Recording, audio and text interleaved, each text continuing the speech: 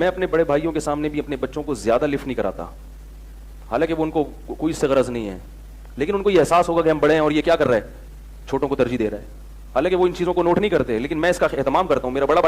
بھائی جب آئے تو اپنے بچوں کو زیادہ فری نہیں کراتا، سمجھ رہے ہیں؟ یہ کرنی پڑتی ہے احتیاط۔ اسی طرح میرے بھائی جو نئی جن کی ہوئی بھی ہو، نسخے نہیں مانگا کرو، یہ مشورہ لیا کرو کہ کوئی ایسا عمل بتائیں کہ والدہ کے دل میں میرے خلاف نفرت کے جذبات پیدا نہ ہو، والدہ کو یہ احساس نہ ہو کہ شادی کے بعد بیٹا بدل گیا ہے۔ ماں کے دل پہ آرے چلتے ہیں، جب بیٹے کی دلہن آتی ہے وہ کہتی ہے میں نے اپنی چھاتی سے لگا کے جوان کیا، ساری زندگی روٹیاں پکا پکا کے کھلاتی رہی اس کو، کیسا منظر ہوتا ہے آپ دیکھو۔ گھر میں کوئی ماسی رکھو نا، کوئی ملازم رکھو، 3 دن کھانا پکائے گا، پیسے مانگنے آ جائے گا، نگرانی کرنی پڑتی ہے تمیز سے کام کر رہا ہے کہ نہیں کر رہا۔ کیسی جب روٹیاں پکانا شروع کی اس نے، بچپن سے کھلاتے کھلاتے بڈھی ہو گئی، 1 روپیہ بھی اس خدمت کا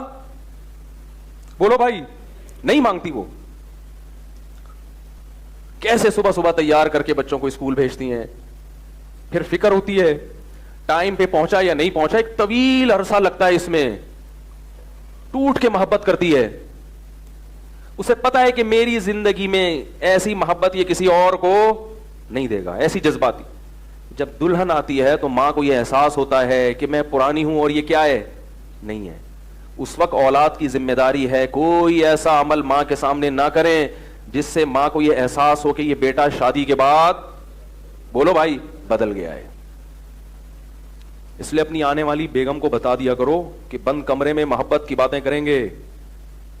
بند کمرے میں کہوں گا تمہارے لیے چاند، اب وہ تو یہ کرے گا ہی نہیں، وہ تو ایزی لوڈ شادی سے پہلے ہوتا ہے، اب تو ویسے ہی بدل جاتا ہے بندہ۔ تو اس کو بتا دو بیگم بند کمرے میں تم میری معشوقہ ہو، میری محبوبہ ہو، اماں کے سامنے کون ہے پہلے، اماں ہیں، اماں کے سامنے میں تمہاری طرف دیکھوں گا بھی نہیں، اماں کے سامنے ہی آئی لو یو، میں تمہارے پہ جان نثار، میں تمہیں مرتا ہوں، اماں کے سامنے شروع کر دیتے ہیں بات، اماں کے سامنے اسی کی سائڈ، اماں صحیح تو کہہ رہی ہے، اماں یہ تو صحیح کہہ رہی ہے بیگم میری، وہ بیچاری ایسے جیسے تیل کی کڑھائی پہ کوئی جل رہا ہو، ایسے جذبات ہوتے ہیں اس کے۔ تو اسی طرح باپ کو بھی، باپ میں اتنے جذبات نہیں ہوتے، وہ برداشت کر جاتا ہے، تو باپ کو بھی اور ماں کو بھی ہے۔ میں یہ نہیں کہہ رہا بیوی کے حقوق ادا مت کرو، یہ نہیں کہہ رہا، حقوق تو پورے دو اس کے، لیکن سیاست سے بھی کام لینا چاہیے، کوئی ٹیکنیکل طریقے سے بھی کام لینا چاہیے۔ محبت کا یہ کون سا طریقہ ہے کہ آپ ہر تھوڑے دن کے بعد جا رہے ہیں برگر لے کر آ رہے ہیں، بیگم کے کمرے میں گھس رہا ہے، روزانہ اماں دیکھ رہی ہے، پہلے تو کبھی گھر میں برگر پیزا نہیں آیا، برگر نہیں آیا، فروٹ نہیں آئے، روزانہ آفس سے آتے ہوئے 2 کلو سیب کی بوری لے کے چوہوں کی طرح چھپا کے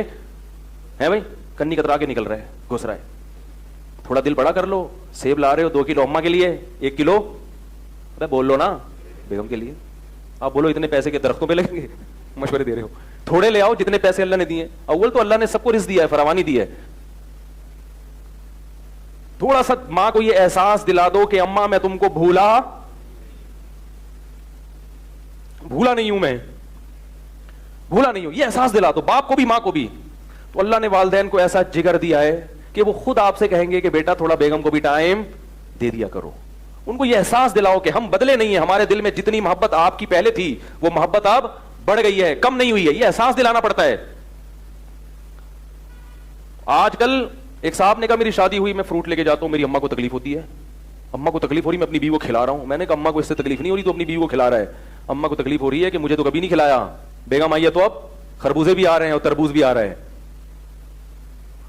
سمجھ میں نہیں آ رہی بات۔ اور میں نے کہا الگ لے جا کے کمرے میں بیگم کے ساتھ کھاؤ ہی نہیں، اماں کے ساتھ بیٹھو، بیگم کو بولو آ جاؤ،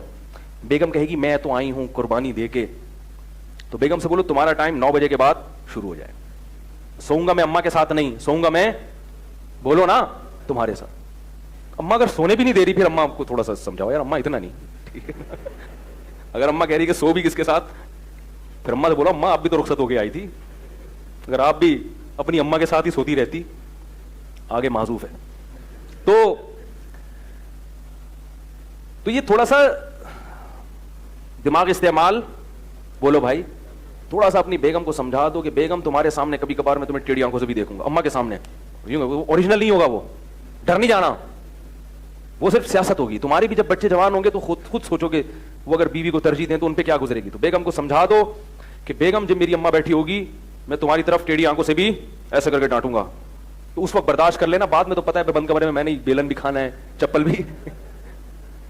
شریف آدمی تو برداشت کرتا ہے بھائی, مار کھاتا ہے بیگم سے. تو تھوڑا سا سیاست سے کام لے لو. والدین کو یہ احساس نہ ہو کہ وہ بڑا اور شروع کا مسئلہ ہوتا ہے, اس کے بعد تو پھر کوئی مسئلہ نہیں ہے. وہ تو جب ایک دفعہ والدین کے دل میں یہ بات بیٹھ گئی کہ بھائی نہیں بھولا ہے, پھر وہ خود کہتے ہیں, اگر شریف اچھے عزت دار ہوں گے, وہ مسئلہ ہی خراب ہو رہا ہے تو پھر ہم کہتے ہیں بھائی الگ رہو. پھر مسئلہ والدین کا بھی تو ہوتا ہے نا, وہ جینے ہی نہیں دیتے بعض دفعہ. وہ کہتے ہیں نہیں ٹھیک ہے نا, ٹیڑھی آنکھوں سے جو دیکھا ہے تو تھپڑ کیوں نہیں لگایا, ڈانٹا کیوں, میں تو کہہ رہی تھی جوتا اٹھا کے ماں تو خالی ڈانٹ پہ. تو اتنا زیادہ اگر ایسا ہوتا نہیں ہے, لیکن اتنا اگر معاملہ خراب ہو رہا ہے بہت ہی زیادہ, پھر ہم خود کہتے ہیں بھائی والدین سے بیگم کو الگ رکھو. کیونکہ بعض ساسوں نے بہوؤں کو ذہنی مریضہ بنا دیا ہے. جیسے کہ بہویں بنا دیتی ہیں نا ساس کو, تو ایسی ساسیں بھی بنا دیتی ہیں. لیکن اگر تھوڑا سا ٹیکنیکل طریقے سے کام لیا جائے تو انشاءاللہ اس کی نوبت